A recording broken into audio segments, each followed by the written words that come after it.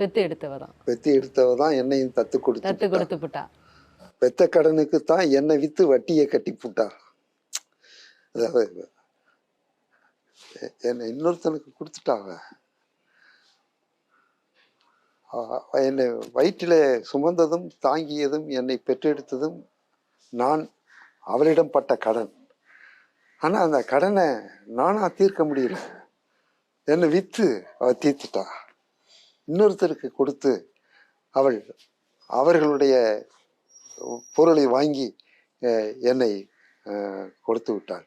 அப்படிங்கிற மாதிரி அது ஒரு ஒரு சுற்றி சுற்றி வர்ற ஒரு கருத்தோட்டம், சிந்தனை. நம்மை பற்றி நாம் பெருமைப்படுவதும் நம்மை பற்றி நாம் ஆறுதல் படுத்தி கொள்வதும் அந்த வரிகள் தான். அது பெத்து எடுத்தவ தான் என்னையும் தத்து கொடுத்து புட்டா, பெத்த கடனுக்கு தான் என்னை வித்து வட்டியை கட்டி புட்டா. பெத்த கடனை நான் தீர்க்கறதுக்காக என்னை இன்னொருத்தருக்கு கொடுத்து வட்டி கட்டிட்டான்.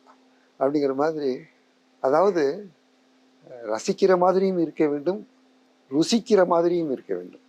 அதுதான் பாடலினுடைய சிறப்பு.